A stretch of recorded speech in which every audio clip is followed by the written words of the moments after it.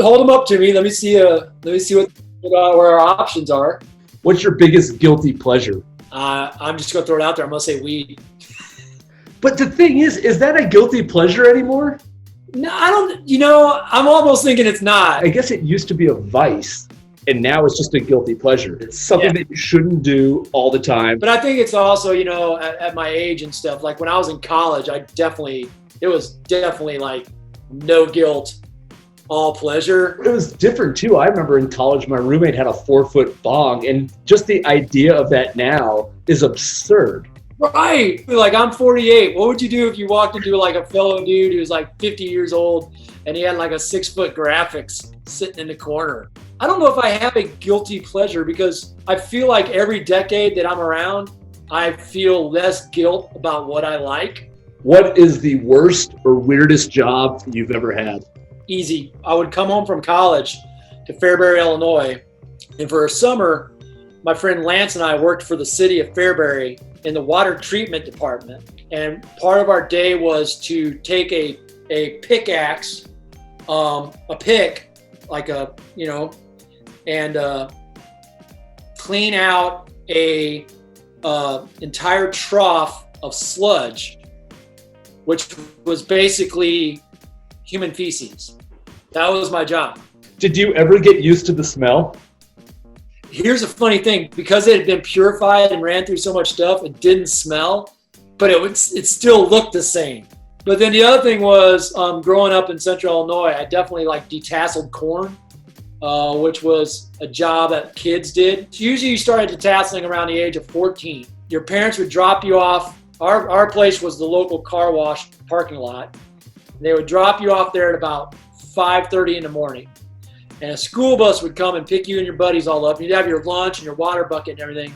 They'd pick you all up and they would take you out to this farm and you'd walk up and down the cornfield. There's a male row with tassels and there's a female row with no tassels.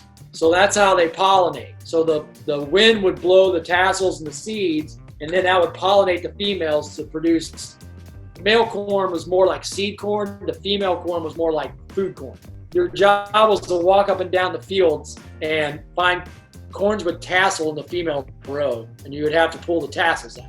Why did you pull the tassels? What was the point? Because you couldn't have a male plant in a female row. I just learned more about corn in 2 minutes than I have in my entire life. And then we also did it with sunflowers, which we didn't know until we got on the bus. And they took us past the cornfield. We're like, aren't we detasseling? They're like, no, you guys are roguing sunflowers this year, which means you go down the rows, you take all the really tall ones out, all the really short ones out, so they're like even rows.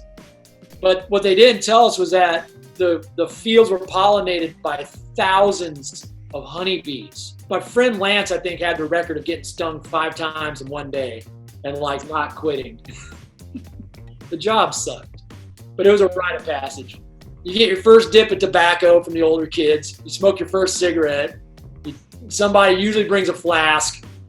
Some dude and some girl end up like becoming boyfriend and girlfriend in the field of corns. That sounds like a Garth Brooks song. I did it for 2 years and saved it up and bought my first car, my 1975 Buick Century Special Edition 2-door. Wow, no child labor laws. I love it. Speaking of work, right now it's for musicians and artists. This is a tough time. So if people wanted to support you, how can they do that right now? But probably the easiest way is you can go to my website, KentAberle.com. I have lots of video online lessons there that you can download. And I'm actually got them download for free during the coronavirus. So if you go on there and you sign up for my mailing list, I will send you all the videos, which it's good 3 or 4 hours worth of videos for free. But any donations that are come in is going to go to the Black Lives Matter movement of Atlanta. So I try to be extremely productive right now. Other than the news, there's really no other distractions, you know, because we're not touring, we're not playing shows. r.a.h still going. We've cut a couple of tracks in isolation and stuff, just audio, and that's been a great exercise for all of us. James Hall and the Steady Wicket has been releasing a new video performance every Sunday night at 9 o'clock on Instagram Live and on our Facebook page. As well, we have decided to start recording a new record in isolation. So everybody's recording their parts, and we're actually going to put out a record with a video segment to it also, you know, from this whole thing. Tell me the name of an artist that I may not be listening to that I should be listening to. Are you familiar with Angel Knows by the Trail of Dead? They're a band out of Austin, incredibly epic with their music and their songwriting. Conrad Keeley is a huge inspiration on me as an artist. He does these incredible drawings. Like this guy. I don't know if you can see him. Oh yeah.